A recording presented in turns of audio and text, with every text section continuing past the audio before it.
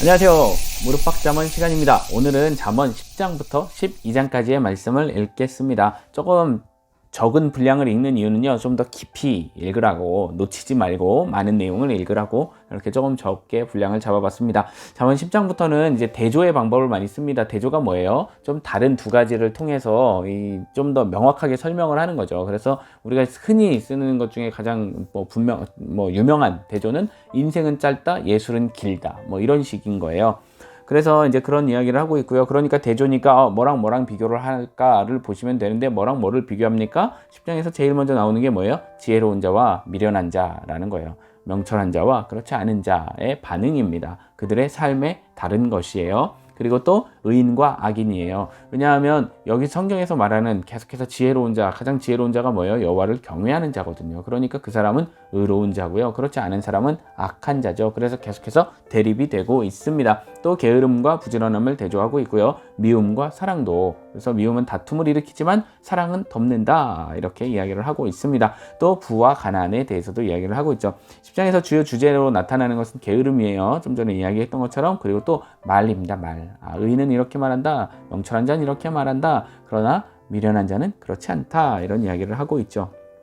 11장에 가시게 되면 속이는 것을 이야기를 하고요. 그리고 나서 그것에 반대로 공평한 것을 이야기를 해서 시작을 합니다. 그런 것처럼요. 불의함과 공의로움, 그죠? 그런 것들을 계속해서 대조로 보여주고 있습니다. 또 교만함과 겸손에 대해서도 대조를 해서 보여주고 있죠.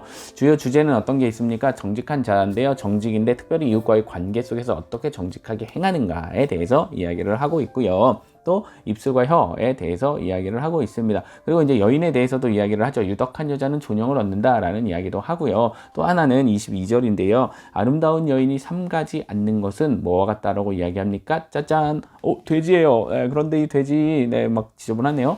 그렇지만 사랑하는 마음으로 돼지의 코에 짜잔 이 금고리를 해줘요. 그러면 예쁩니까? 네, 안 어울리죠? 네, 빨리 넘깁시다. 네, 그런 거예요. 그러니까 전혀 안 어울린다라는 거죠. 여기서 이제 여인이 아름답다라는 것은요, 그 외모의 아름다움을 이야기를 합니다. 그리고요, 또 여기서 뭐예요? 그 삼가지 않는다라는 것은요, 여인의 그 고유한 성품, 실제 원어에서 의미하는 것은 맛을 잃어버린 거죠. 그러니까 여인으로서 가지고 있는 그 내면의 성품을 잃어버리게 된 것입니다. 순결하지도 않고 또 이렇게 섬기지도 않고 막 이렇게 이런 어떤 그런 것들 있잖아요.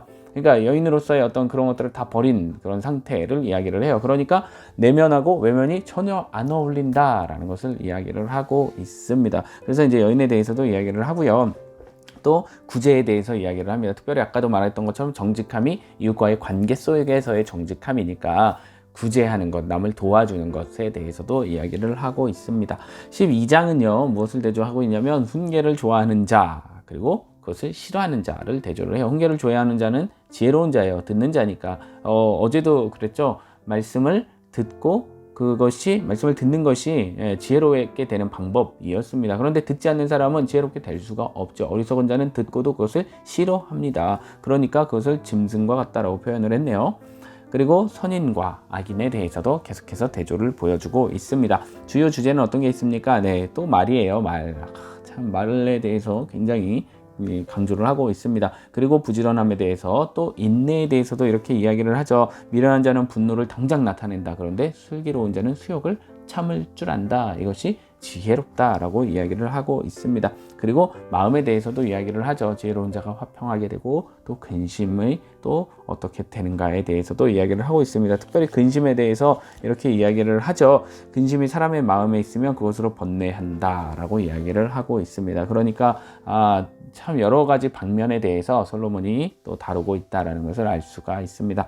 오늘 말씀을 읽으면서 제가 딱 한 구절에 딱 들어온 생각은요, 바로 11장에 있는 말씀인데요. 흩어 구제하여도 더욱 어떻게 됩니까? 부하게 되는 일이 있다라고 이야기를 합니다. 그래서 남을 윤택하게 하는 자는 자기도 윤택하게 된다라고 이야기를 하죠. 우리가 흔히 생각할 때 이게 과학적으로 보면 막 자기 재물을 나눠주는 사람은요, 이 물리학의 질량 보존의 법칙 이런 걸 생각해 보면 말이 안 되는 거죠. 이 사람이 어떻게 더 이렇게 부하게 될 수 있습니까? 그것도 구제하는데 그런데도 불구하고 그런 일이 있게 된다라는 것은요, 하나님의 간섭하심을 이야기를 하고 있습니다. 그래서 이것을 보면서 그렇구나 내 생각대로 계획대로 되기보다는 또 모든 것을 감찰하시고 보시는 하나님이 계시는구나 라는 생각을 해보게 되었습니다. 오늘도 그 하나님을 발견하시길 바라고요. 또 말씀 통해서 지혜를 얻으시는 저와 여러분들 되시길 바랍니다. 그러면 또 내일 뵙겠습니다. 바이.